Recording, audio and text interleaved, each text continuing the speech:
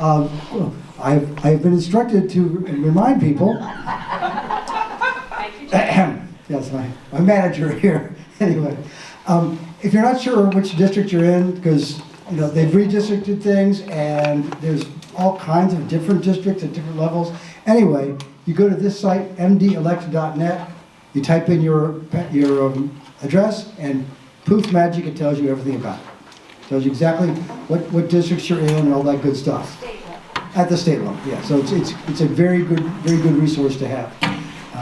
Because otherwise, you forget. That's pretty much it for club news. I will say that we managed to get the picnic cookout at the Landon Burns Park. That's nailed down. So we'll be at the same place we have been for years, but at least we've got that nailed down. So that's all the details will be coming. The next two meetings will be local candidates. Next month is District 5 and School Board, which is nonpartisan. Okay, so it'll be a mix of Democratic candidates and nonpartisan candidates, and then the month after that will be Democratic candidates for basically the other state or the other local races that are going on. Okay, and those will all be in the newsletter and in blasts and also in that guide as I get around to updating it. Okay, all right. So with no further ado, we'll turn this over to Julie Ford Mount for the Assumption Committee. Julie?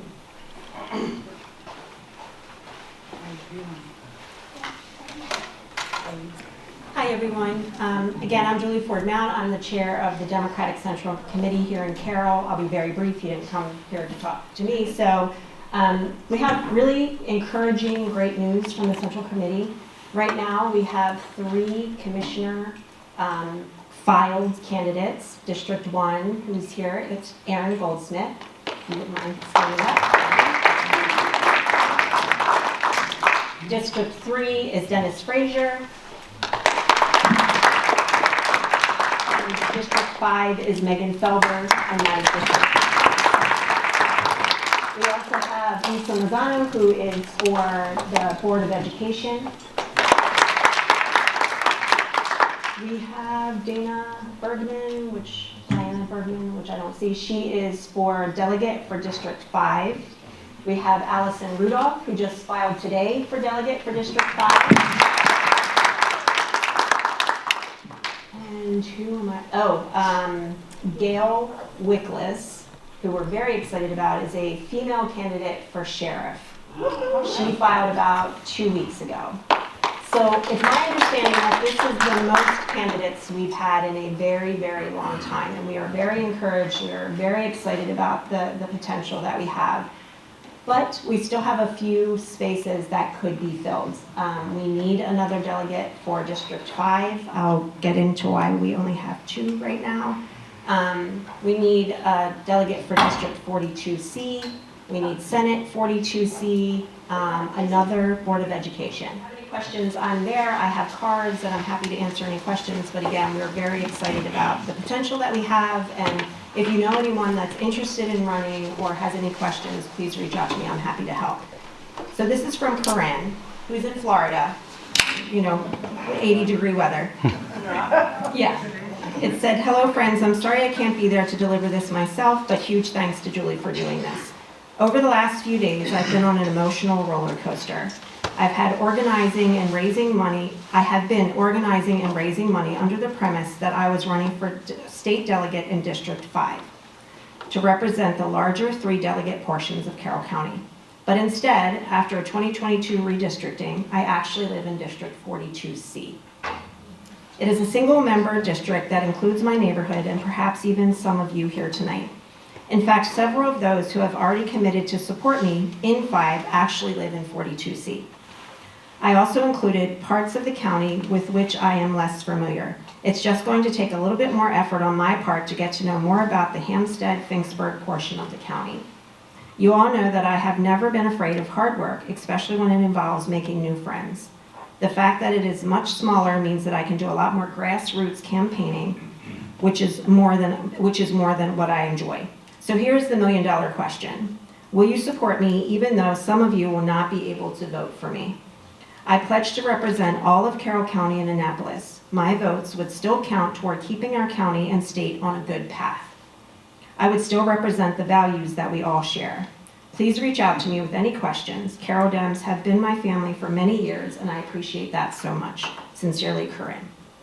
So that was her statement. She's in Florida. She was just going to take a week to regroup, get warm. I'm hoping when she comes back, that's exactly what she's going to do, is that she's going to run for a delegate in 42C. So if you have any questions, again, I'm here until the end, and thanks. A whole bunch of whistles, and she can't be here tonight, so we have whistles. If you don't know the story behind whistles, it's a Minnesota story. We've got whistles, they've got guns. Good, feel free. I got mine. So again, as Mark said, the topic tonight is the Maryland Piedmont Reliability Project. And we've got two very qualified speakers, Jenny Teeter and Melvin Bale, who are going to cover a bit of history, past, present, and future. And hopefully lots of interesting discussion when we're through. That's all I have to say. Jenny is going to start it off, and then there'll be Mark. Thank you. Melvin. I blew it. And you have to pardon me, I'm recovering from a cold, so I may branch off into a coughing fit. And if I do, please pardon me if I take a cough drop here. I'm Jenny Teeter. I'd like to thank you all for coming, and I'd like to thank Mark and the Carroll County Democratic Club Board for this opportunity, and for all of you who came here tonight to learn more. I'm Jenny Teeter. Up until about 18 months ago, I was enjoying a recent retirement from a 36-year career in healthcare. Melvin Bale, my colleague this evening, comes from a multi-generational farming family. He and his wife own the 600-acre Brookside Farm in Wakefield Valley. Melvin brings an experienced perspective to the agricultural impact of this project and a unique understanding of state and federal long-term implications because of his service on the Board of Zoning Appeals, the Ag Preservation Advisory Board, the Ag Center and Farm Bureau boards, and the Maryland Grain Producers Association, among other organizations. We're fortunate to have Melvin join us tonight, and I think you'll find him to be a very entertaining speaker after my very dry discussion of the background details of the project. My husband and I live in Carroll County, Wakefield Valley, amidst rolling hills, horse farms, and multi-generational family farms. I write a blog to an email list of about 1,600 concerned citizens that I call the Wakefield Valley Citizens to Protect Farmland Coalition. After speaking with farmers at the meetings about this project, I realized many of them were not internet savvy and might need assistance navigating what has turned out to be a very complicated online process of opposing this project.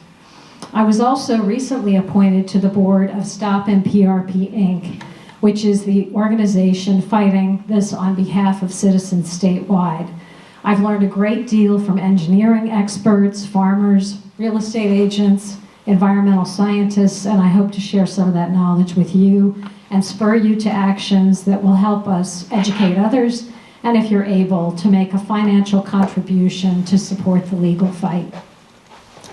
In July of 2024, the Regional Transmission Organization that's responsible for managing the transmission grid in a 13-state area that includes Maryland awarded a transmission line construction project to the Public Service Enterprise Group.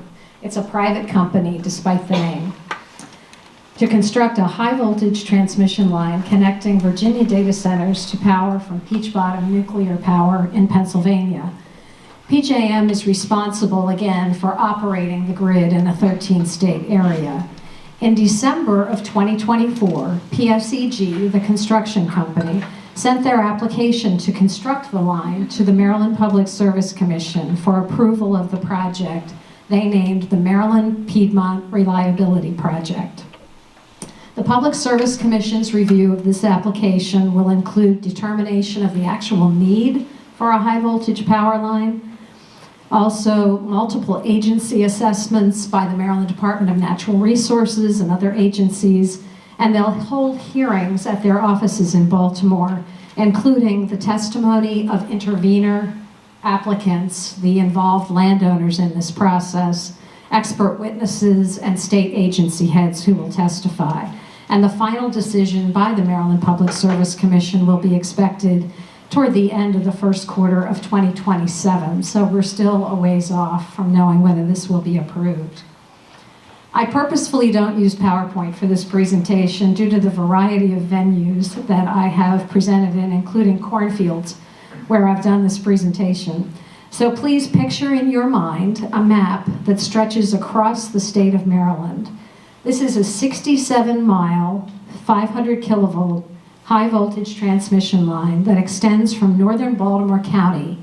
So if you know some of your towns, the Gorsuch Mills area, Freeland, Parkton, Whitehall, Phoenix, into Carroll County, Lineborough, Millers, Manchester, Pleasant Valley, Wakefield Valley, Westminster, Marston, Mount Airy, and then on into Frederick County, the Newmarket area, Iamsville, Buckystown, and Adamstown. Construction of the line requires purchasing 150-foot wide right-of-way easements from all of the property owners who unfortunately are under the line. They have to install 303 140-foot tall transmission line towers that will support these lines. To offer some perspective, transmission lines that you see along county roads are usually about 60 feet tall, so these are more than double that size. They also have a wide metal base and an H-frame to support these lines. If landowners refuse to negotiate easement agreements, the land could be taken from them without their permission via something called eminent domain. And this involves a utility taking your land for something that they deem to be necessary for the public good. So they take the land, they build the project, and then later on they pay you what they consider to be fair market value for your land. So the fact that eminent domain could be used for this project, Melvin will talk more about, but this could really be precedent setting for any future projects like this. There are 409 landowners in the right-of-way across those 3 counties. Many more properties, of course, are directly adjacent. 300 homes are within 500 feet of the transmission line, which will leak electromagnetic frequency, endangering people's health and safety. Popular agro-tourism businesses like Black Locust Brewing in Baltimore County, Bogger's Orchards here in Westminster, Frey Brewing, Pharmacy Brewing, Black Ankle Vineyard, Gaver Farms, and there are many other agro-tourism businesses that are impacted. The land devastation from constructing and maintaining this line is widespread. Forests are clear-cut, streams will be crossed, and there will be soil erosion. They'll have to spray herbicides to construct the line and on an ongoing basis to maintain the clear cutting underneath. This, of course, will impact any organic farms that are underneath the line because they won't be able to call themselves organic anymore due to herbicide spraying. There'll also be compaction of the soil by heavy construction equipment, which renders the soil useless in terms of farming for several years. We were really lucky that the Chesapeake Bay Foundation was so outraged by the project and the vast environmental impact. They published an impact analysis report that you can see on their website that shows that the line crosses over 500 acres of protected land, whether that's ag preservation, forest conservation, wetland conservation, and they called out the crossing of Gunpowder Falls State Park specifically. 374 acres of the line cross through land that's enrolled in agricultural preservation programs. Initially, there were 10 potential routes, so we had thousands of people at these meetings to hear about this project in July of '24. Then when the company submitted their application to the Public Service Commission, called a Certificate of Public Convenience and Necessity, they narrowed it to one route that they preferred. But at any time during this hearing process, they can change the route, so no one's out of the woods yet on this. And for this reason, it's very important that the public realize that the MPRP impacts all of us statewide, not just those in the MPRP right-of-way. We're also aware that MPRP does not meet the total energy need of those Northern Virginia data centers that this is meant to feed with energy from Pennsylvania, which means there will be more projects like this in the pipeline for approval. The MPRP is basically an extension cord that stretches across Maryland, connecting Peach Bottom nuclear power to data centers in Northern Virginia. The project does not connect to any Maryland electric substation. So it does not provide any energy or benefit to people in Maryland. And yet they're talking about using eminent domain to take Maryland land. To top it all off, we pay for this $424 million project in our electricity rates. Aren't we lucky? What strikes me as most unfair, again, is that eminent domain, which is that taking of property without landowner consent, which is meant to be used in extreme situations where a utility is blocked from providing a necessary service. That could be used in this case where there's no benefit to people in Maryland. That's particularly disturbing to me. Melvin will be addressing this in some of his comments. Impacted landowners are upset, but how unusual and precedent-setting is this case? You know, I'm unhappy about it, but really how different is it from other power line cases? Well, the Maryland Public Service Commission states this is the largest greenfield project that they have ever taken under review. Greenfield meaning a project to be constructed from scratch, not using any existing infrastructure. Most transmission projects that are proposed today make use of existing transmission right-of-ways to avoid disrupting privately owned land. There are also more landowner interveners who have applied and been approved to testify in the case than in any other case in the history of the Maryland Public Service Commission. So this is a big case. Several nonprofit organizations are also testifying supporting the opposition, including the Sierra Club, River Keepers, Stop MPRP Inc., the Maryland Farm Bureau, the Baltimore and Frederick County Councils, the Carroll County Board of Commissioners, among other state and elected officials. We've had great local support from our legislators. Additionally, the Maryland Office of the People's Counsel, which is the attorney watchdog for Maryland consumers' rights, has supported the opposition by filing information to the Federal Energy Regulatory Commission and the Public Service Commission about how unfair this is to ratepayers. They additionally delayed interconnection of renewable energy resources like solar energy and wind in order to erect power line projects like this.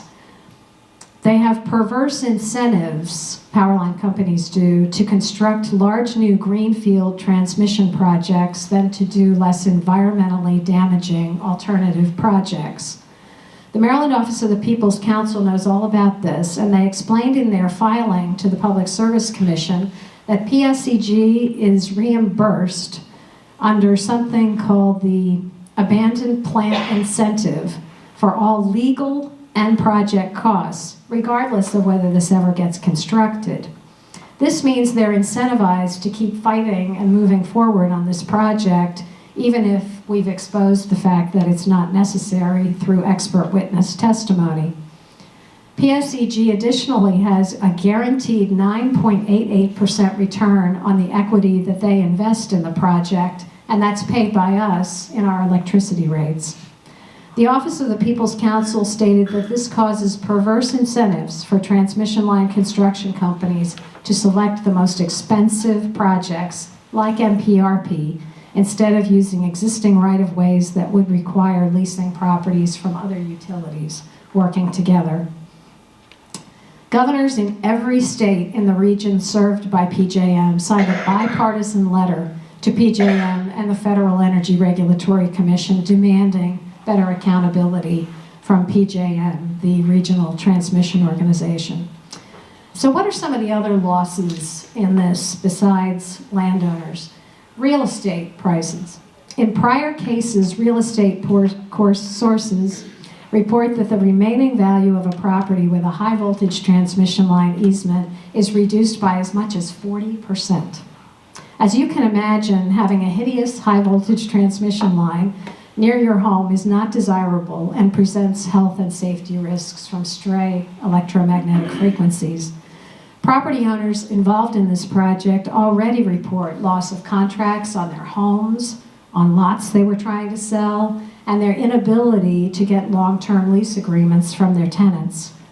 There is no reimbursement for this loss of your overall property value. It's just for that 150-foot right-of-way easement that the company purchases from you.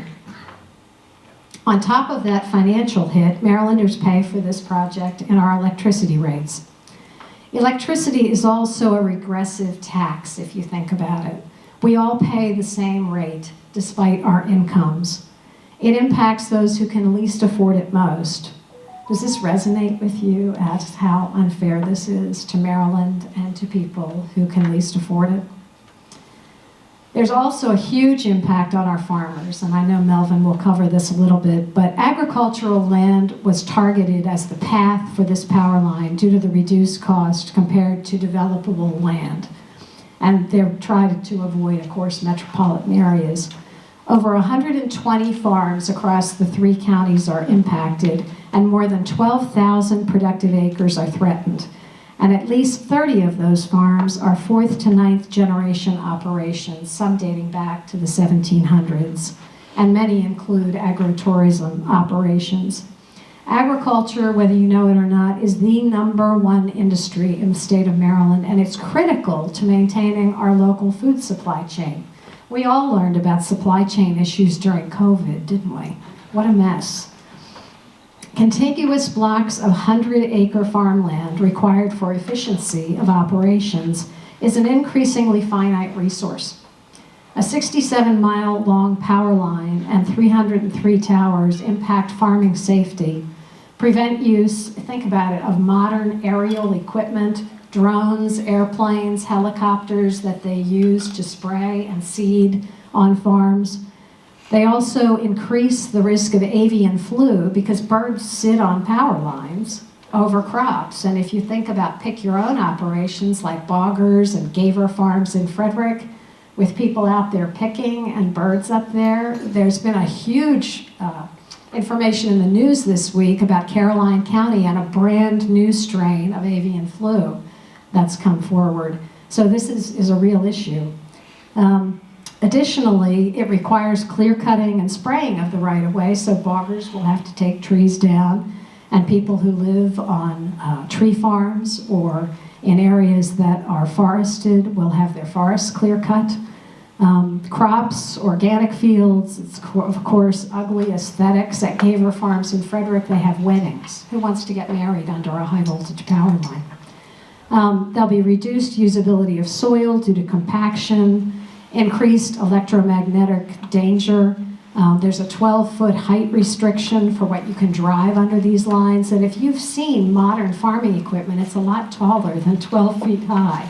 So how they will get under these lines to manage different sides of their farm remain to be seen.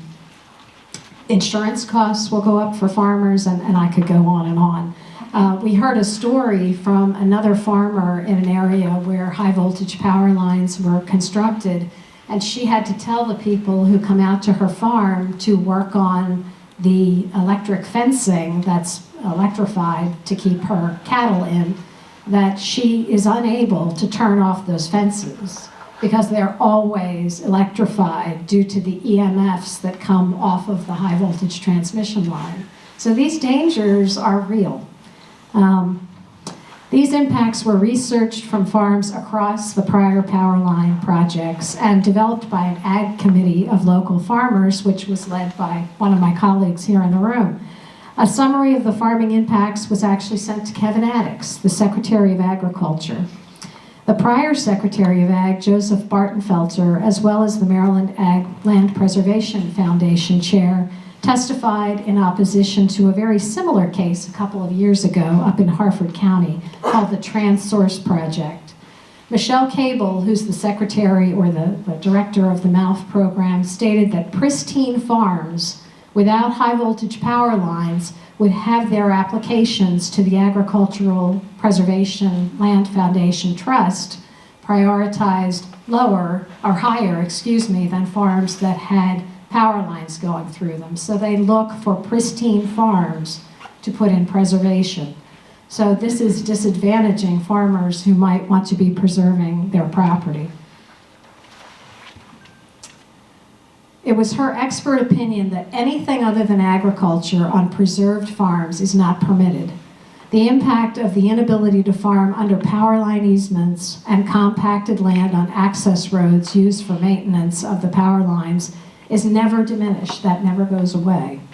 Agricultural preservation easement contracts state that farming is the highest and best use of that property. And farmers gave up millions of dollars in development rights to preserve the land for farming in perpetuity. That means forever, right? This erodes confidence in the future of these programs important to local and state master plans for preservation. The state, as a matter of fact, has invested $1.3 billion in tax revenues for the state agricultural preservation programs that are being overridden by potentially allowing this power line to pass through. Farmers are at risk of having their mortgages go underwater. Think about it. The mortgage will be worth more than the farm is worth after 40% reduction in the property value. This means that they'll have less access to working capital to get loans to grow their business. This is our local food supply at risk. Farmers are understandably angry and sad about what this will do to their multi-generational family business, destroying the remaining value and endangering their workers. Property impact is obvious. What's less obvious is the stress and the risk to mental health that this is taking on these folks. This is a true David and Goliath situation. PSEG, the construction company, has deep pockets and they get paid back out of the energy rates that they increase for fighting us legally. We don't get paid back. These people, farmers, are spending tens of thousands of dollars on fighting legally to stop this. These are expenses we can't begin to match. PSEG talks about the cost of the project in their application, but that never includes the cost to our farmers, businesses, and to our state. So what's the cause of this mess? And then I'll let Melvin come up and talk about things that are a little less dry. Virginia data centers' need for power is the driving force behind the need for MPRP. Data centers are those large industrial big box buildings that house 5,000 or more computer servers that store your cloud data and run mathematical and Department of Defense related national security scans. They require power 24 hours a day, 7 days a week, and they often have backup generators that are diesel fuel run and pollute the environment. One hyperscale data center uses power equivalent to that of 500,000 houses, so they need a lot of power. Cooling data centers requires 2.5 million gallons of water a day. So Virginia, which, believe it or not, is home to the nation's largest data center campus of 200 plus data centers, tripled their energy requirements for the entire state in just 6 years. So now, out of the power that is required to operate data centers and to grow those businesses, Virginia is reaching across the state of Maryland, the regional transmission area, for power sources, which brings us to today's issue. They need power from Peach Bottom Nuclear Power Plant. At a time when legislators are facing steep budget cuts, the data center industry brings millions of dollars in tax revenue, which has resulted in a lack of regulation of this industry to date. You know, it's very tough for the state to look at these potential tax revenues and make decisions about blocking data centers. But what we really need is proper zoning restrictions prior to any of them getting constructed so that we can control what happens. The data center technology is a fast-moving space. You may have read about newer AI technology called DeepSeek that's in use in China. It's a highly efficient model that requires a smaller footprint to construct. There are also already data centers in operation in space that use solar energy and natural cooling methods. This means that existing Earth-based data centers may become the next obsolete empty shopping malls in a few years.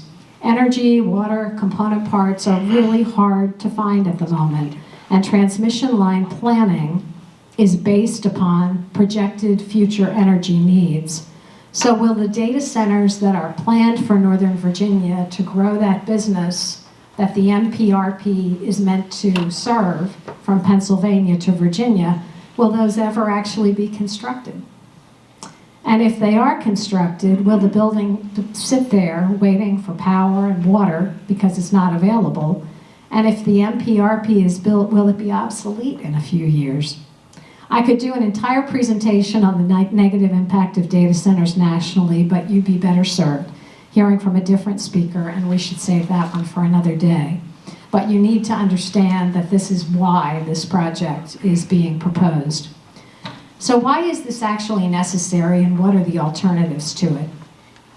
Well, PJM, the Regional Transmission Organization, states that the project resolves a grid reliability issue that in truth could be resolved by upgrading our existing grid. The Public Service Commission, who approves or denies this, has requested evidence of the grid reliability issues and the process that the company followed to evaluate what alternatives to this project are available. Our transmission grid is 1920s technology. Think about that.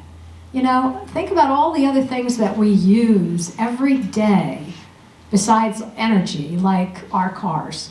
You know, think about all the technological changes with airbags. Think about plumbing and getting rid of lead pipes. Think about construction materials and getting rid of asbestos and all the other fire retardant materials that have been developed. Think about all these changes, and yet our electric grid that we count on is 1920s technology. And it could benefit from something called reconductoring of the existing transmission lines to a composite core material that carries up to 3 times the energy. It's more fire resistant, so they're commonly in use now in California and Colorado, and they're lighter in weight, so they're less prone to sagging and breaking. There are also grid enhancing technologies like batteries that you can put on the grid to store energy when it's not needed, computers that redirect the flow of energy to where it's needed, that would benefit Maryland and more than meet the needs of the public. Knowing about the history of perverse incentives involved in these energy projects, the Federal Energy Regulatory Commission actually passed a new order last August called Order 1920 that requires transmission line project applications include a thorough assessment of modern alternatives that should be considered in installing grid-enhancing technologies and use of existing transmission and transportation right-of-ways. You know, in some areas, like out in Wisconsin, they run power lines purposefully along Department of Transportation right-of-ways because the Department of Transportation already owns that property, and it just makes sense to use those corridors.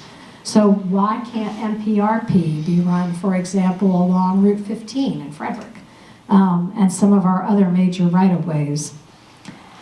The minute that this order was filed by the Federal Energy Regulatory Commission, PJM appealed it, which means that they don't have to comply with it until their appeal is heard.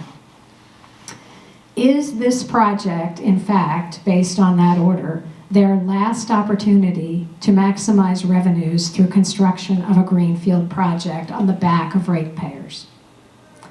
It's a question I'd like to hear answered. Obviously, in addition, energy sources near to where they're needed are more resilient. Think about it. How much sense does it make to string an extension cord across a state to serve another state? Stretching an above-ground power line from Pennsylvania to Virginia is vulnerable to weather events and terrorism threats. And due to the proximity of Northern Virginia data centers to our nation's capital, they do a lot of Department of Defense work for the National Security Agency, which again begs the question, why would we want to put a power supply at risk stretching above ground power lines across a state? Finally, historical cases suggest that successful opposition of projects like this is a three-legged stool. We have to fight this at the Public Service Commission, at the hearings, by testifying. We have to help educate our legislators who have filed wonderful bills last year and this year that can potentially block the project, and also keeping this in the public eye, in the media. We need your support. Next year, the Public Service Commission will be visiting all 3 counties that are involved in this project and holding open public meetings where they want to hear from the public about what you think about this project. And we need everybody to come out and talk about this. We had thousands of people that came to the other public meetings, and it was really encouraging, and it meant a lot to the county commissioners in the 3 counties and our legislators. And as a matter of fact, in Carroll County, the commissioners held a public meeting without the power line construction company just so they could hear from us. So it was really helpful. So I'd like to turn it over now to my partner in crime, Melvin Bale, who again, I'm sure will be more entertaining than I. And then I'll come back at the end. Melvin.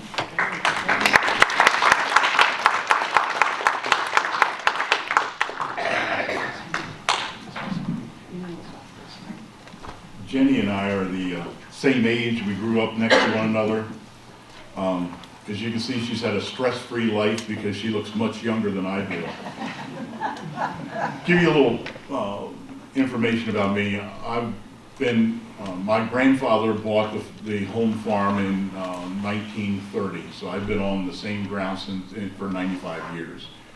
In the late 50s, my grandfather, the state highway, in their infinite wisdom, said Route 31 would be a dual-lane highway, so they purchased, it was originally 136 acres. They purchased the farm, and now it's down to 102. So I've been, my family's been involved in an eminent domain issue before. To tell you how worldly I am, the day before my parents got married, my grandfather bought the farm where my mother presently lives. I lived in that particular house 2 times. I've lived in the farmhouse there on the original plot of ground. This is the second time I've lived there. And I'm so worldly that even though I lived in both of those houses twice in my life, I've only ever slept in 2 bedrooms except when I was away at college. So that's how worldly I am, kind of deeply rooted. Some of the things that I've been involved with, I served 15 years, 5 months on the Carroll County Planning Commission, and it was all because I got up at a public hearing and made comments. And because I made those comments, I got a call from 2 of the commissioners a couple of days later and said, there's going to be an opening on the Planning Commission. We want you to be on the Planning Commission.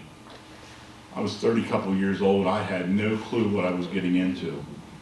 Since that time, I presently serve as the chairman of the Board of Zoning Appeals here in Carroll County, and I'm not sure how many years I've been on that, but I think I've overextended my stay.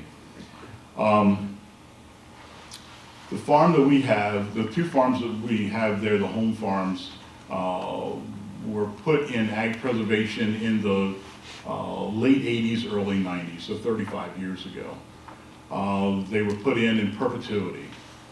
And on the 2nd day of July, I received an email from someone who was not supposed to forward the email, showing the 10 routes. And the 1 route was going to go right straight through the 220 acres there at the home farms. And the restricted uses, we don't know what the restricted uses are, I'll get to that later, but it would have taken 15 acres out of my 220. Now this would have gone from north to south, and I run the rows east and west, so the length of rows would have been cut in half if there would be restricted activities underneath these power lines. We have not seen to date any easement agreements, sample easement agreements. We do not know what the restricted activities might be.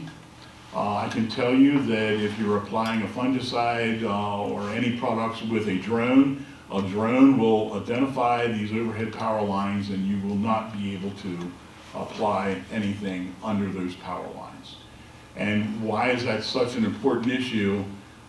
Today, we are looking at a new disease that's come into the the mid-Atlantic region, and it's called tar spot, and it affects corn. And hopefully our humidity and temperatures will keep this from being as severe as what it is in the corn belt. But in the corn belt, there are reductions of yield of 50%. I can tell you the margins in agriculture today, we don't have the ability to see a reduction of 50% yield on, again, it would have been 15 acres out of actually 165 tillable acres, so about 10% of my land. So we don't have that ability to overcome that. So with that, on the second day of July, 6:15, I got an email, and this bad boy was coming right straight through my farms. The next morning, I made a phone call to Richmond, Virginia, to a guy, and I said, are you familiar with this? And he said, no, I'm not. He happened to be the land manager of 4 farms south of me. So I went ahead and forwarded those emails that I was not supposed to get to him, and that was on the 3rd day of July. Of course, the 4th of July, no business is being conducted. At 3:15, 3:30 on Friday, I was told it's not coming down through the center of your farm. But that's what happens when you get a multinational company with their attorneys calling PSEG.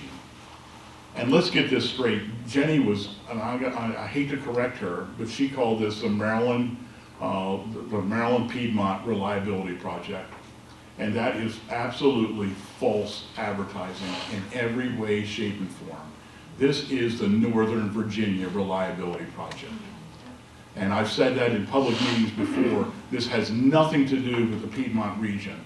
There's no ability to get that 500 kilovolt energy and split it off anywhere in the state of Maryland. What they're putting in down at Adamstown, that will not afford them the opportunity to split any of that power off. It really is an extension cord. So it's the Northern Virginia Reliability Project. And one of the first things that the Public Service Commission needs to do is see what the benefit is to Maryland ratepayers. There is none. So in my opinion, that's the first question that needs to be answered, and the Public Service Commission should say there is none, and case over. You don't have to go forward.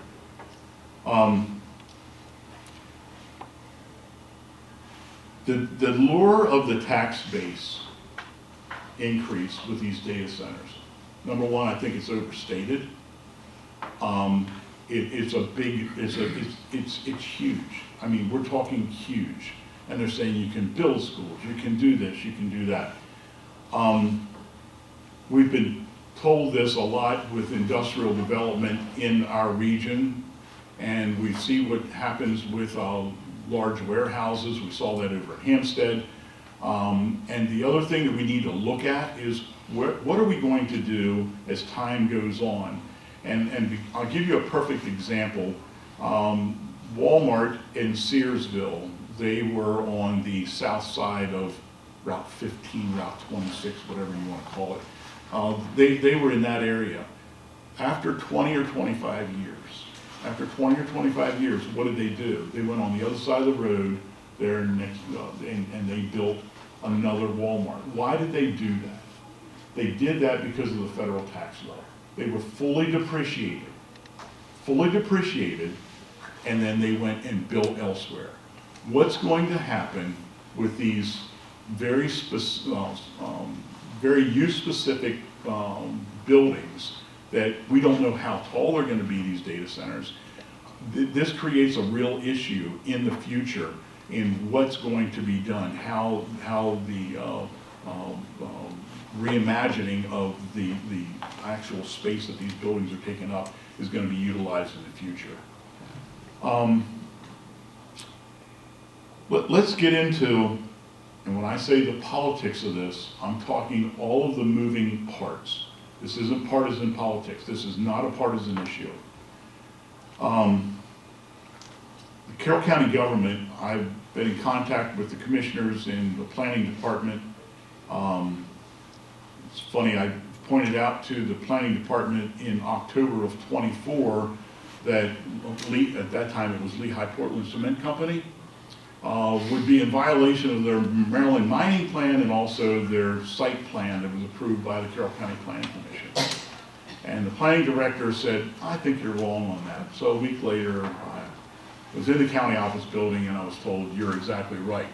So that line has been moved. It was going to be on between Route 31 as it goes out to Frederick County on the other side of New Windsor. It was going to be between there and the existing pit, which services the cement processing facility in Union Bridge by way of the conveyor, the 5.4 mile conveyor. So it has now been moved to the west side of the existing pit there at New Windsor, so that it does not violate their Maryland mining plan, which they, if it would violate that, they would have to go get it amended. The way the town of New Windsor is rocked at midday, sometimes based on which veins they're actually blasting, that's the last thing that Lehigh wants, okay? Another thing that concerns me is there is no industry in the United States that has a larger carbon footprint than the manufacturing of cement. And every week, there is a barge full of cement that leaves the Port of Baltimore and is towed by a tug to New York City. And those people up there, the end users of that cement, they want an assurance that, and it's now Heidelberg material, they took cement out of the name, is going to be what they're going to do to reduce their carbon footprint. This is speculation. They're presently using coal. The coal, when my daughter was at Frostburg, was coming out of the Cumberland-Frostburg region. That coal now is either going to Norfolk or into the Port of Baltimore and is being exported to China, and now Lehigh is having to get their coal out of Ohio. Coal is a huge carbon footprint. I just wonder what is going to happen in the future. The only way they can reduce their carbon footprint is to go natural gas. PSEG is also in the gas business, and you just have to wonder what large companies are doing behind the scenes. I know what I was able to do around the 4th of July in 2024, and I'm just a little farmer out there in the middle of Wakefield Valley, by getting a larger company to go in and basically bully somebody like PSEG. So there's a lot of moving parts here. PSEG, this is not their first rodeo, guys. And what did they do? What was the first thing they did? They made sure that they contributed to Governor Moore's, they put $10,000 to Governor Moore's trip to the Democratic National Convention. Okay, so there we got one nice check there. We got somebody on our side. And then what else did they do? As all big businesses do, they went in and they put all of the, and I'm not saying all of the good, but a lot of the land use attorneys that are familiar with transmission lines and the Public Service Commission, they put them on retainer. So that the citizenry was at a very big disadvantage in fighting this. Big businesses do it all the time. Doesn't even have to be big businesses. I've seen it happen at the Board of Zoning Appeals, where certain applicants have come before us and the citizens don't have the ability to get any local land use attorneys to represent them because they're all under retainer. Okay, so that's what they did. When you look at Venable, who is their legal counsel, it's J. Joseph Curran, the second, third, whatever, who was his dad. His dad was former lieutenant governor and attorney general for the state of Maryland. Very good move politically. Excellent move politically.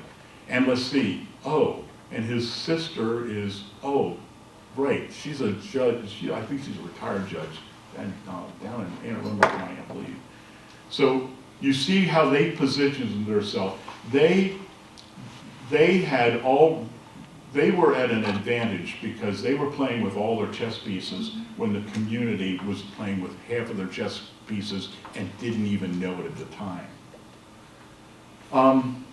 So we look at this, and let's look at Annapolis, and let's stick with Annapolis. Number one, let's go back to the commissioners. The commissioners, I really lobbied them very hard because they did not know what a full NEPA review was. So that's a national environmental something, I don't know, evaluation that needs to be, that could be required. And a full NEPA review normally takes about 2 years. And so I went to them and I said, guys, we got to do this. We have to do that. They didn't know what a NEPA review was. That was, when did that happen? I think that happened maybe in the fall, in November of '24 is when that occurred. So that's another hurdle because we were all told how important and timely this project was. So my mentality was play the long game and let's get this thing delayed as long as possible. So that's what the county commissioners have done. They also, in being a former member of the planning commission, I think it was a great idea to put a moratorium until they have it in code, data centers. There's a moratorium on data centers. They were already, when Susan Krebs got in down there in the Freedom area, she put a moratorium on a lot of different things that she didn't even realize was going on or in her own community. They put a moratorium on. That was a tough battle. There was a 3-2 vote. So what's one more moratorium? That one, in my opinion, makes a lot more sense than the previous ones that they did just a month or so before that. So that's what our commissioners have done. Let's look at things politically. Senator Brooks from Baltimore County, black legislator, very well thought of in Annapolis. He put in a very, very, very simple bill last year to prevent new transmission lines from going across ag preservation properties. Simple bill. Didn't get the second reading in committee. And that's how things work in Annapolis. Somebody, unless you get the chair to agree to the second reading, that bad boy gets put in the chair, gets put in the drawer. It never gets out of committee. And that's exactly what happened with that. Senator Brooks, very well respected member of the House of Delegates, or in the Senate, he never got that bad boy out of committee. And very simplistic bill. And with the hundreds of millions of dollars that have been invested in the 3-county area on ag preservation, that should have been a slam dunk. There is no way anyone in the legislature should have voted against that bill, but it never got out of committee. And that's how much, there's only 4 committees, there's 4 committees in the Senate, 4 committees in the House. And that's how much power those committee chairs wield down there in Annapolis. What else happens in Annapolis? Bills the first year very, very, very seldom get approved unless they come from the governor, or if they do come from one of the committee chairs. The third time is the charm, and I've been involved with testifying in Annapolis since I was probably in my early 20s, and here's what we've learned over time in Annapolis. It's just the way the wheels spin. The third time is the charm. It's the third year that you will get a bill that comes out of committee. First year, unless it is the governor's bill, it just won't come out of committee. So the third time a bill will come out of committee, and even if the chair of the committee that it's coming out of doesn't like the bill, eventually they'll allow it as a courtesy to come out. And then what do? They amend the heck out of that bill so it no longer has any teeth or meaning, or meaning. So that's the reality of what occurs in Annapolis. And I have a friend that replaced a guy that died. He's in the House of Delegates, and he's from Big Money Road in Princess Anne, Maryland. And I haven't talked to Kevin since he's taken, since he was appointed to that seat. And the 24th of February is the last filing date. I don't know whether he's going to file or not. I think Annapolis is going to be too much for him. And I've known Kevin for 35 years.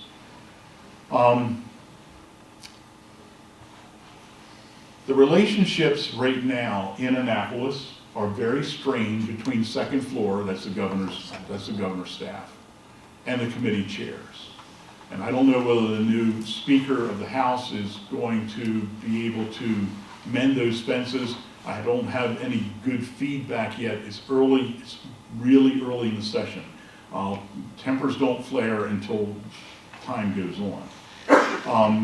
And right now, there's a real, the last three legislative sessions, there's been a real disconnect between the governor's office and the committee chairs.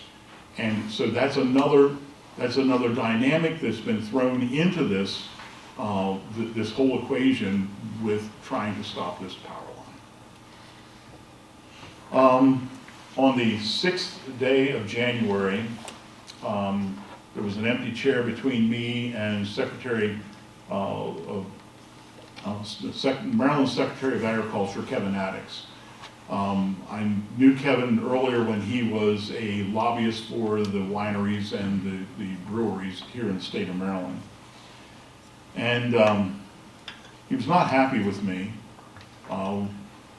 He did speak to me, he shook my hand afterwards. But I asked him point blank whether this governor would allow this Secretary of Agriculture to testify against this line going through ag preservation properties the way the previous governor did with his Secretary of Agriculture. And just for the record, I knew Joe Bartenfelder when he was just a lowly delegate from over in the 6th District, over on the eastern side of Baltimore County. And my in-laws were members of the 6th District Democratic Club. They were so enthralled with this guy that worked with his hands in the dirt, and then they found out that I was a farmer. Well, then I guess poor Joe's credibility went downhill after that. So I've known Joe since August of 1981, and he had very compelling testimony in the TransSource line over in Harford County. And what he testified, and that was only like a 15 or 17 mile line, he testified that it should not go across ag preservation properties. Now, ag preservation properties. Our land is in the Maryland Ag Land Preservation Foundation easements. To the north of me and to the south, to the north of me is at least one property that's in the Rural Legacy easement program. To the south of me, there are 3 that are old Rural Legacy easements and a 4th that is a newer easement. And that's a very important to distinguish older easements and newer easements. The older easements, anything prior to, I can't remember whether it's November of 2000 or November of 2001, have in there a clause in there that the easements can be terminated or modified if there is a public road or a public utility going through these properties. So it can be it can be released. But the procedure for doing that is it has to be approved by the state legislature. So both houses have to approve this. It's not a reverse process. Some people are saying, oh, it's got to be a reverse process. You go through the bidding process. You have appraisals on the fair market value, the new value, and you come up with a figure that needs to be repaid. No, that's not the way it works in the rural legacy. I'm not sure how it's really going to work in the mouth because we don't have any. There's nothing in our easements that specifically say how that can occur. So that's one of the things that I've looked at. And again, that's where we need support in the legislature so that the rural legacy easements are not compromised by this power line. Secretary Addicks, when we brought this up at this meeting, there was about 24 of us sitting around the room, and there were people from across the state. It was a Maryland Grain Producer Utilization Board meeting. So we were represented literally from Clear Spring to Princess Anne, Maryland. And Kevin Addicks says, you got to give me something. And he was quite cavalier in the way he said it. And I said, well, what are you talking about? And he says, I don't want to hear that you don't want it in your backyard. Give me something concrete. And I said, I would love to give you something concrete. I said, because we have not seen a sample easement agreement. We don't know what the restricted activities are. We do not know what the height of the towers will be. It's my understanding they could be, we were told in the beginning they were going to be 135 feet.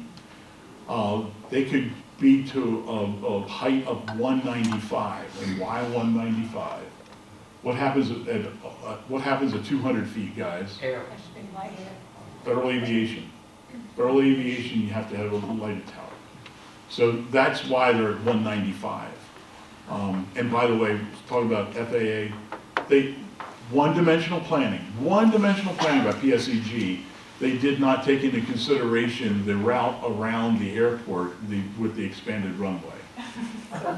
So the line is going through the areas out there at the airport where residents, landowners, have been told to cut down 60 or 70-foot trees. And these towers are going to be a minimum of 95 feet. So it just doesn't, one-dimensional planning. So with this, we've had a couple of lawsuits. We had one that, number one, the Maryland grain producers have identified the single largest threat to our crop production in the state of Maryland, doesn't matter where you're at, is deer damage. And the Tuesday before Thanksgiving, and the Tuesday before deer season started on 2 days after Thanksgiving, Judge Abelson was hearing the case where the PSEG was going to require in their filing that we would have to contact them as landowners to get permission to hunt deer or have our people that were hunting deer to hunt deer on our properties. There is no larger threat to Carroll County agriculture than deer. There's no pest, there's no fungus, there's no fungus among us, there's no insect, there's no weed that is a greater threat than what deer are to our crops. And if you don't think so, look at the fences that balkers with their higher value crops have put up, the deer fencing that they've put up around their orchards in order to have any apples to harvest, because the deer literally eat the buds off the trees. They're not eating the apples, they're eating the buds off the trees, which means they don't even blossom. There isn't even an apple blossom. So we were dealing with that lawsuit. Also, in the beginning, we got I call it the modified eminent domain, because we had said, you're not, we're going to refuse your entrance onto our property.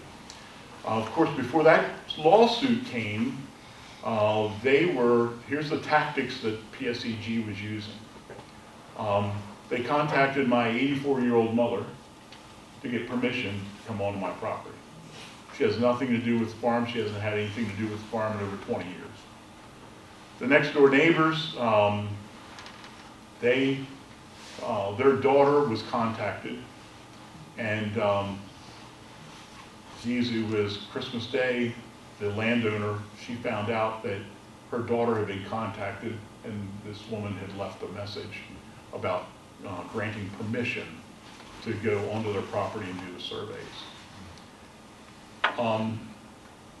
I can't believe that on Christmas morning, this lady, when she called, this neighboring landowner, when she called back the land agent in Indianapolis, I can't believe that she didn't use vulgar language. Her family was very, very happy that she did that, but she called the lady and she says, "Merry Christmas."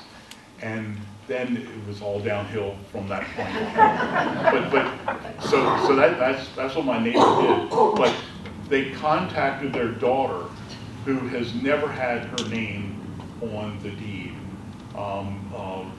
to do that.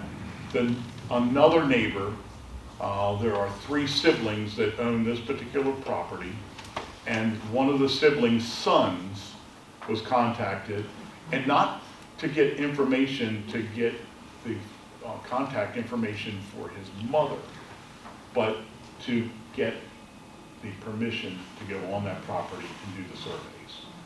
So the judge said, you know, you're going to go ahead and allow them to come on, and really, it's a modified eminent domain, and I'm very disappointed that the legal community nationwide didn't come to the rescue here, because this has implications that extend beyond Carroll County, Frederick County, on your property without your permission. So my first question was, because I've told you I was on the Planning Commission, on the Board of Zoning Appeals, I've been dealing with land use attorneys for over 30 years, okay? Have nothing against land, do we have any land use attorneys in here? Okay, have nothing against them, but I know that their minds work 24/7 to go against code. So I was unduly influenced by them, and I'm like, wait a minute, the trespass laws in the state of Maryland protect me if I have a trespasser. So somebody trespasses on my property and they twist their ankle in a groundhog hole.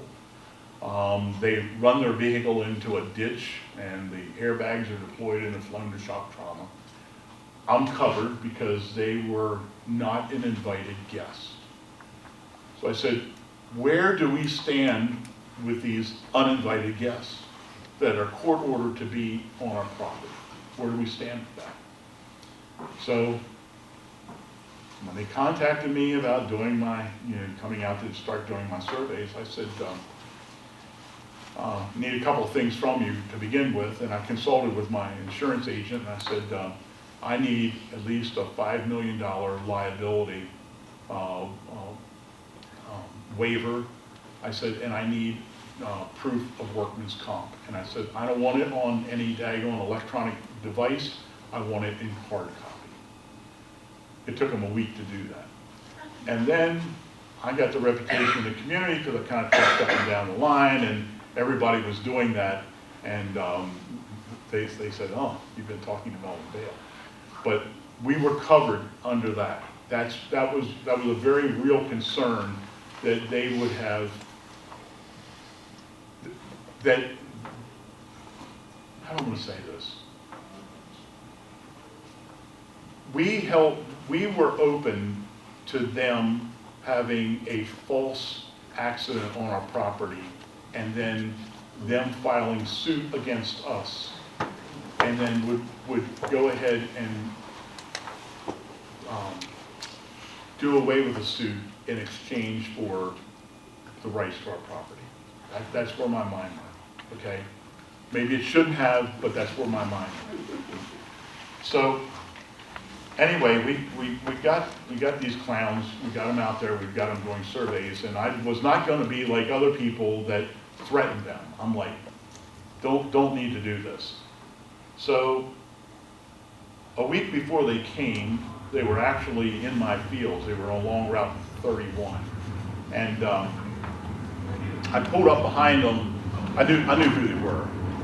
Pulled up behind them, and I actually got two of the wheels of my pickup truck down into the grassy area, so I was at least 6 feet off of the white line. And I jumped out of my pickup, and one of the security guys jumps out of his wannabe cop car, antennas here, there, black rims, tinted glass, and he gets out.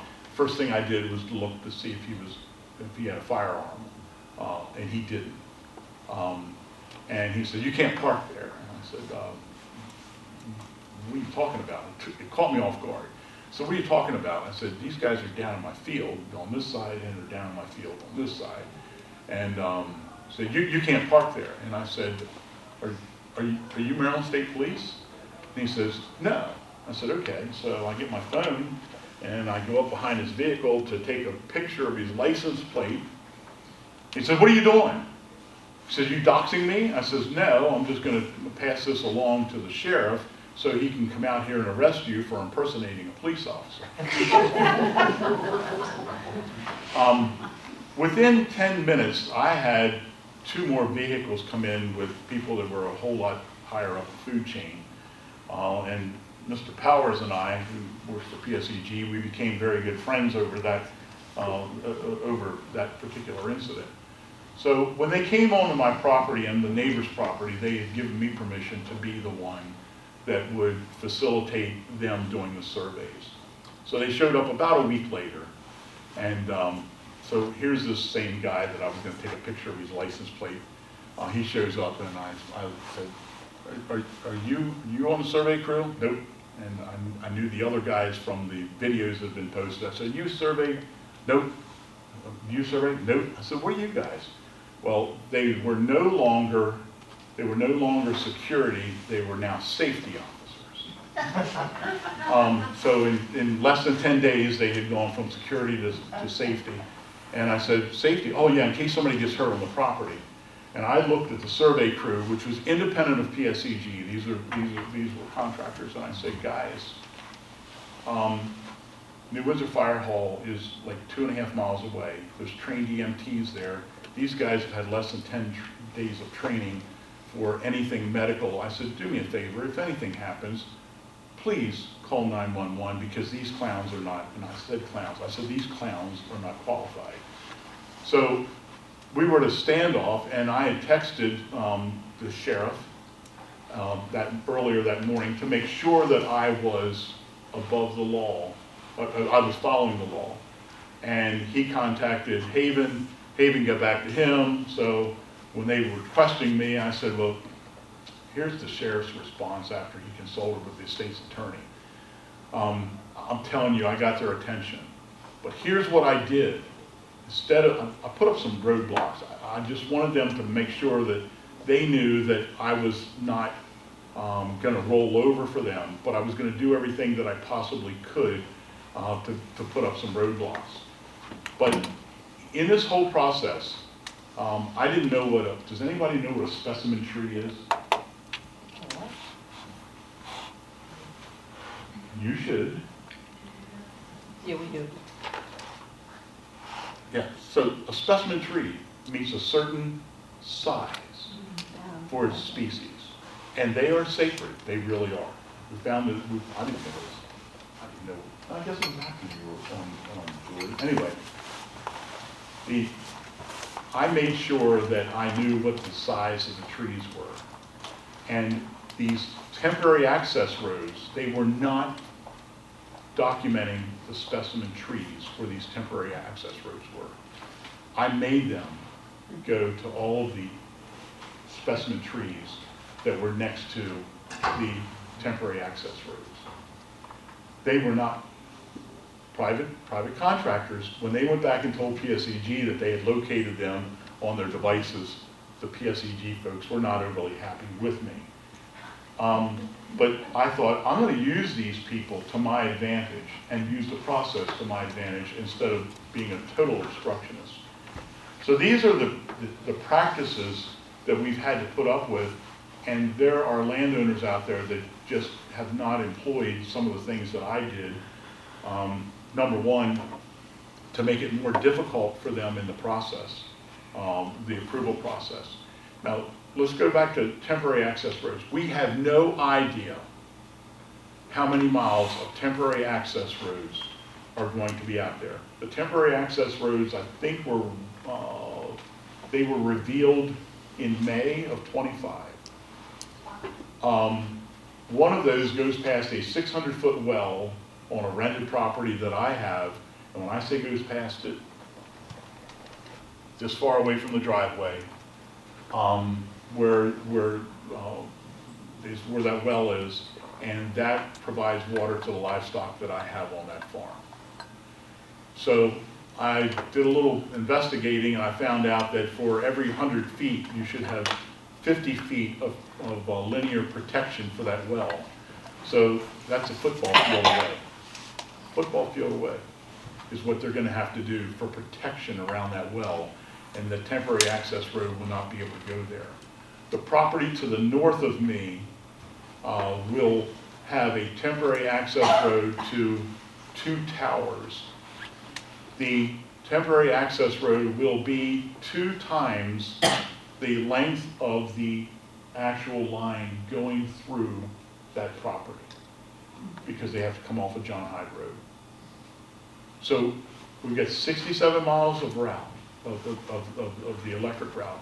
We don't have any idea how many miles of temporary access roads there's going to be. And I made sure that they will be subject to stormwater management when they go through the review process with the site plans before the County Planning Commission. And Melvin, if I may, the access roads, people who have the access roads on their property, they don't even know about it. No. They've never been notified that there's going to be an access road to construct this power line that's going through your property. Absolutely. Not like the landowners who are Yes. involved have been. It's unbelievable. So the other thing is, guys,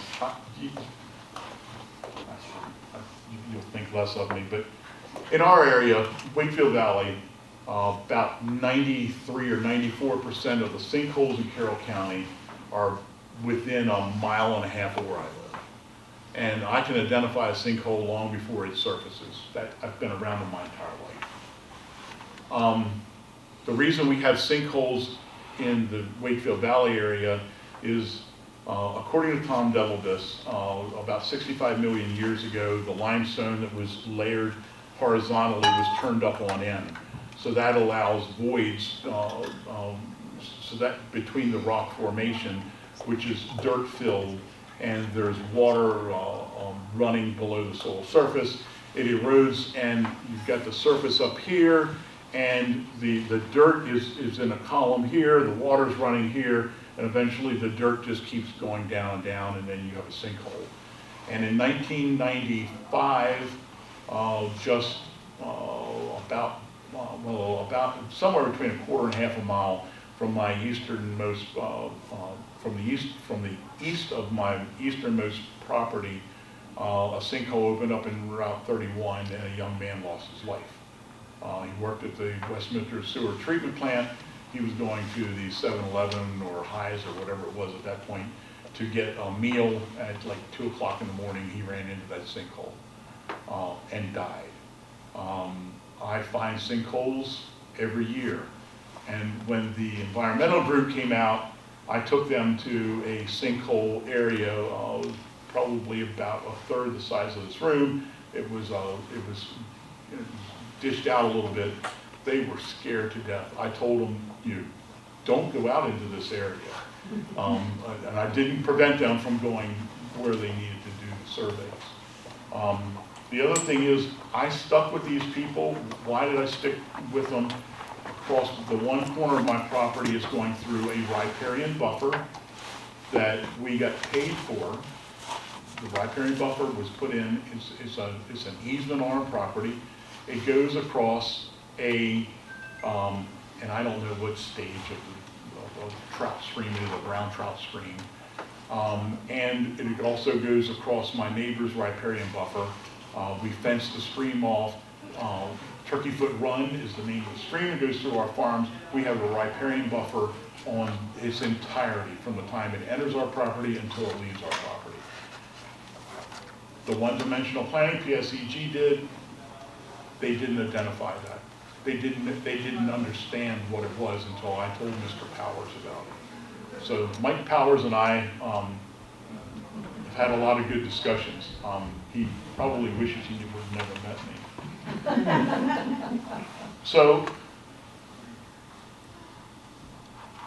there's 424 million reasons for them to get this project done, because that's what this project was originally slated to be. As Jenny said, they will be reimbursed for everything that they do. So everything they've done up to this point, in spite of what they said in the lawsuit to get the modified eminent domain right to our properties, they will be reimbursed for all of the contractors that they employ in order to do the necessary assessments of our properties before they go before the Public Service Commission.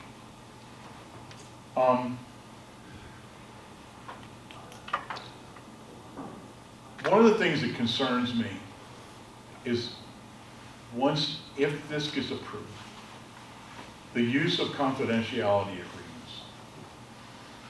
When I went to the meeting that nearly 1,000 people attended over at Shipley Arena at the Ag Center, I asked them if they would require landowners to enter into a confidentiality agreement.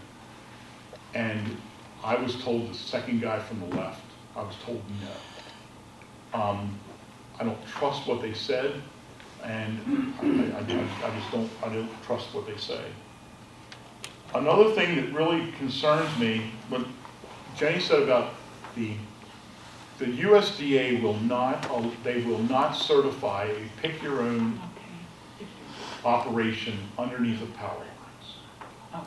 So Balkers just put in 14 acres or 17 acres of strawberries, which is a long-term crop.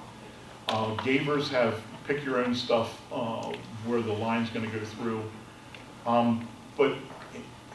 And we talked about avian influenza. Libby's Egg Farm out the New Bakken Valley Road is going to go, those lines are going to go dangerously close to those chicken houses that are out there. And they are on high alert with avian influenza. The last thing they want to do is have to get bulldozers in there to go ahead and depopulate the flock. Depopulate the flock, guys, means to kill them and bury them. And by having those lines there with birds, and why is it, let me go back. Avian influenza is something that most wild birds have some resistance to. Domesticated birds don't have the resistance to the avian influenza. Now, I can tell you this, live next to 2 quarry pits, and we have the black-headed or Texas vultures that love to just go and circle above those pits that are 400 or 500 feet deep in the ground because the cool air is coming up out of there. And the plant manager a couple of years ago called me and wanted to know what was killing buzzards. And we determined that it was avian influenza because the birds were all going to water. And we don't have, Route 31 is a great corridor for killed deer in the fall of the year. And their bones would be picked clean within 2 or 3 days. The deer are laying there now for weeks on end because the avian influenza has taken out these Texas vultures. And it hasn't taken them totally out, but it used to be that if a deer died, there was 100 vultures coming to his funeral the next day. That doesn't occur. So it is a real threat. And the other thing I want to say is I had the privilege of interacting years ago as a very young man with Senator Jim Clark from Howard County. And Senator Jim Clark, along with, and I can't remember the dude's name, from up in Washington County, he was a Republican, Jim was a Democrat. They were the ones that dreamt up the Maryland Ag Land Preservation Foundation program. And they finally got that after, I think again, it was 3 years. They finally got it through the state legislature to go ahead and do this program. And I can tell you, when I was on the Ag Preservation Board, we had groups that we hosted out of Indiana, Ohio, Michigan, Minnesota, that came in and wanted to see what our ag preservation programs were in the Mid-Atlantic. And they were really impressed with what we had done here in Carroll County and what we had done with the state program. Senator Jim Clark never in a million years would have dreamt that an ag preservation property would just be a holding mechanism for future power lines. Can you wrap it up? We Yes. need some time for like questions and answers. And I- We're running kind of late. And that was my final comment, because Senator Jim, I know that man's heart, and that was not his intention, and that's what's being done. And again, we need the support of Secretary of Agriculture and the governor to testify against it. We need to find a hot stop. Is James Clark's daughter, Martha Clark, is somebody you probably... Oh, I knew Martha, yes. Yeah. Maryland Ag Education. Did you by chance know her ex? No. Best friend.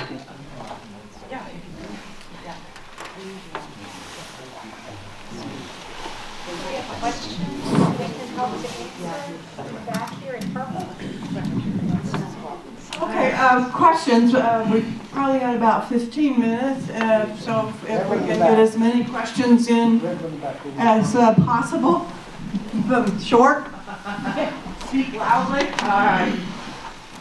I'm not really a very smart person, but I have a maybe not so smart question. But how exactly would Maryland Energy okay, sorry. People who pay the utilities in Maryland, why and how are they responsible for paying for this if the energy is coming from Pennsylvania and totally bypassing Maryland altogether and going to Virginia? How is it that we're paying for that? That's a really good question. It sounds like this is an on, doesn't it? Oh, there's the on off. Push the little button. Can you hear me now? Yes, okay. It's because the power line itself is going through Maryland, and we are responsible to pay for transmission that comes through our state. So it's the actual line and the towers that come through Maryland. We also will be paying some of that energy cost, but Virginia will also be paying a large part of it. There's legislation out there currently that's been proposed in the form of bills that require data centers to pay for these infrastructure costs and for the energy that they use. So there's a lot of changes afoot. Every day there's national news about the impact of data centers. And locally in Frederick County and in PG County, there are existing data centers under construction and more being proposed. So those communities are really trying hard to get their arms around this before it all happens. Excuse me. I just want to add that utility companies are incentivized to build new transmission lines.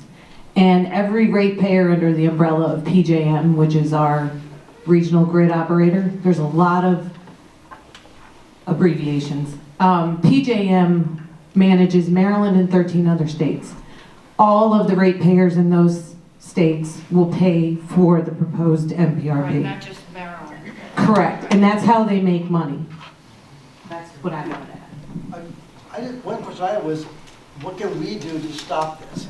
Yeah, I'd like to get to that. How can we I help know why it's you? bad. How do we do Let's it? do a couple more questions. Well, if I could just say, my partner in crime over here, my husband, has some information he's going to pass out about exactly what you can do, and I don't know if we have enough, so I asked Mark to send out an email after the meeting with the same information in it.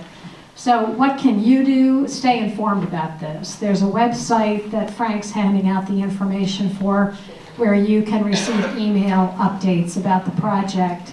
You can educate others and invite us to come to meetings to educate others. This can happen anywhere, and we know it's one of many future projects.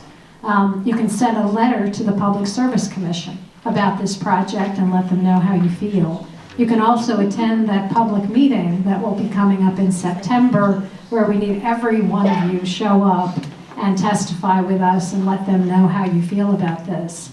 You can donate to the legal cause, the opposition to this, and for us to help hire expert witnesses to testify against it at the Public Service Commission. Again, you can continue to pressure and support your public local officials who are in opposition to the project and take action legislatively on bills that we need you to support. And you can help keep the public, this in the public eye through the media, write letters to the editor, talk to your local newspaper, and again, invite us to speak at your meetings. So Stop MPRP Inc. is the statewide organization that's fighting this at the Public Service Commission and in the legislature. And without them, we would really be up a creek without some wonderful expertise and support. So they have an email list of people that they send updates about this out to, and action alerts asking you to support specific legislation that could help us fight it. I was wondering if you have or can make a toolkit for landowners to employ some of the resistant tactics that you've talked about. Yes. To stall. And on the website that Frank's handing out information about, there is exactly that, a toolkit for landowners to help them learn what they can do to fight this and where they can learn more about what other landowners have done successfully to oppose it. So thank you, it's a great idea.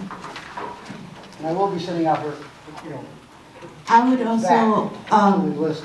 encourage to reach out to the new committee members that have been assigned to the chair, especially in the House, because I have seen some new representatives like Delegate Dana Stein, and he's worked closely with Senator Shelley Hiddleman, and they've also she has also introduced some new legislation to pull out of that agreement of how Maryland gets their power, because there's multiple states that are connected on how they get their power.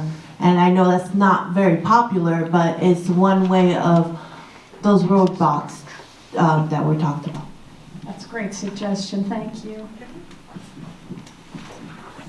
I didn't know if you had your hand up or you were playing with your hair. I know. Because I know you said you were going to send an email, because I know you're with Stop MPRP, I followed the page, all of that, but I know there's other groups that were also doing it. I tried to write them down as you said them, but I wondered if you could include all of the other ones, because I get the Wakefield Valley emails, like I know there's a lot of There's a North Carroll community group, there's multiple different Facebook pages.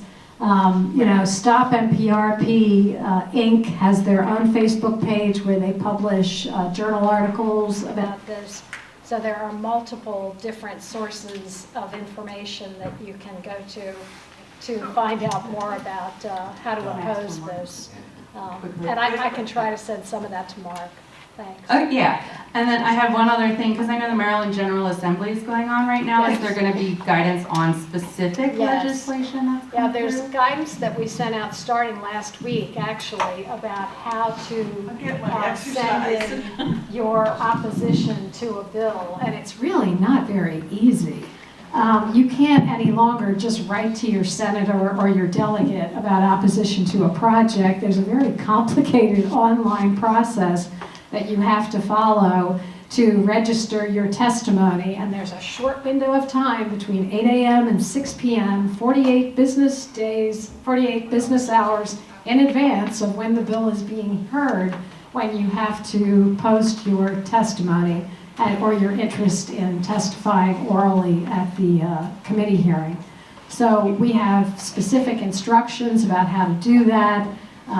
We'll walk you through it. I've talked to multiple people on the phone. Once you get it down the first time, you're a champ at it.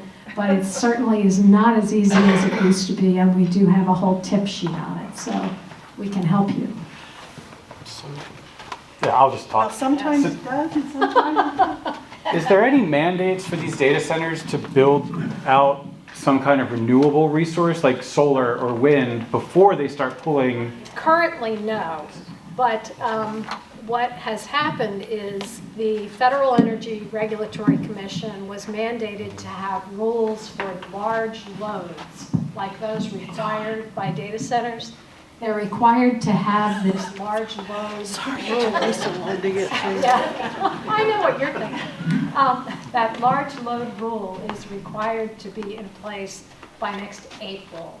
So the Department of Energy sent a mandate It's a battery. to the Federal Energy Regulatory Commission, and they said, you have to write this rule for us that will go in place next April that talks about whether data centers are required to bring their own energy and co-locate it next to a data center rather than stringing a power line across another state.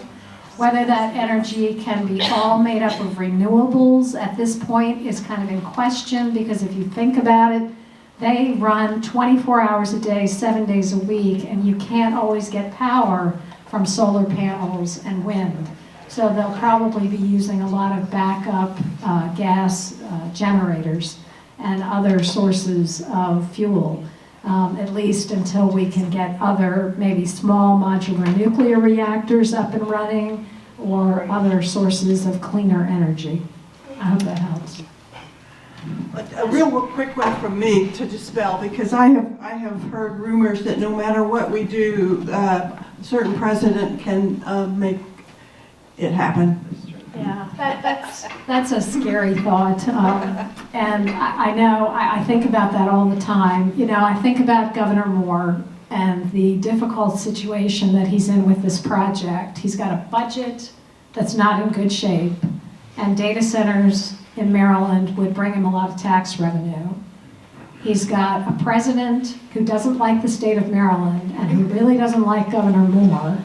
And so if Governor Moore comes out strongly against this, would the president then say, I said that I wanted our nation to be the leader in the AI race. It's important to our national security, which it is. We can't fight data centers overall. It's just a reality of our modern economy. But if Governor Moore comes out against this, would our president then say, you're blocking data centers in Northern Virginia expanding? So I'm going to make sure this gets approved. And he could do that? And he could do that. So there's a real danger here, but we're kind of too swirling at a time when there's so much national media about this data center problem that really so much has come to a head that the Federal Energy Regulatory Commission says we have to write a rule about this. Okay, I have a couple of disclosures. Number one, I've got solar panels on my farm, and Baltimore Gas and Electric, they go ahead and write me a check in April for my overage. And I was restricted because we were in the Maryland Ag Land Preservation Foundation on the number of panels that we could put up. So to me, if it goes through, hey, it's not going to come out of my checkbook. So I'm still in the fight. So it's not going to directly affect me from this point forward. The other disclosure I have, my daughter is in charge of scheduling the jobs in the shops at all of the Evapco plants in the United States. Evapco is their worldwide headquarters in Tawnytown. What do? They make evaporative coolers. That is what is an employee-owned company in Carroll County, and they get profit shares that the last couple of years have been absolutely crazy. Anywhere from 21 to 30% of their salary is what they get in profit share. So I'm in a difficult situation. I want to see my daughter succeed, but at the same time I say, you know, you need to make them more efficient so they don't use as much electricity, because the cooling is what, the cooling and the water usage and I asked the question of one of the vice presidents with the Evapco, is the electricity usage greater for the actual computers or the cooling of those computers? And he didn't know the answer. Do we, sorry, is there an For purposes of the archaeological- room, could Oh, you, is there an archaeological review necessary? They're supposed to do that, yes. Yes, archaeological surveys are going on as part of the survey process. And because the area here is so rich in Civil War history, there's a very high likelihood Indian artifacts, Civil War artifacts, they're going to uncover some of this in that process. I mean, it seemed to me that there was an area around Owings Mills where a power line went through, where in fact it was a very highly, Contested, yes. yeah. would you like to ask the question again? Oh, and they, The last part, so the rest of the room can. oh, yeah, it was, there was a power line that had gone through in Owings Mills, or construction that had gone in there, and it was an area that was deemed to be, quite rich in archaeological history. And that's a great point, and I just want to say, with poor Mark Powers with PSEG, I said, so when you do this archaeological study, I said, how are you going to do that? I mean, I've got, at this point, standing crops in the field.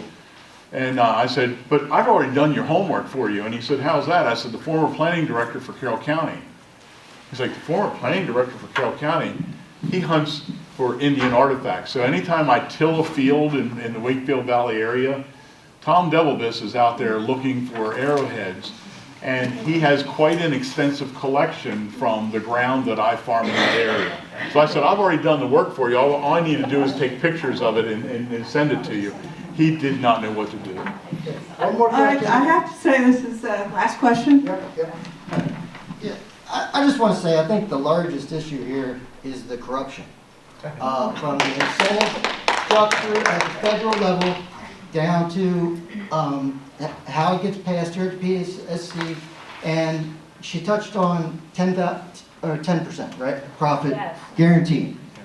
You design the most expensive project on purpose because 10% of a more expensive thing is a larger number. It gets approved, then your stock price, your advertising that we've got this speculative project, stock price goes up. Infrastructure of your company has grown, your infrastructure market makes your stock price go up from this speculative project. And it's just corruption from top to bottom, and I think that's what really is the problem. Like she said earlier, regulation was passed for grid enhancing technologies, reconductoring, less expensive, saving money for ratepayer opportunities. That's how ratepayers would save money, for cables that can carry more power instead of building a bigger line. That would save ratepayers money. Regulation gets passed. What happens? Use the justice system to delay it until the next election comes through, and you spend campaign finance money to make sure that next election you get favorable people on that in FERC. That's how I see the whole thing. Corruption from top to bottom. And let me add one thing to that. Is there anybody here originally from New Jersey? Okay, then I can say this. I'm sorry. Are you? You said about the corruption, but we also have PSEG and their New Jersey arrogance that they brought to Carroll County. Right.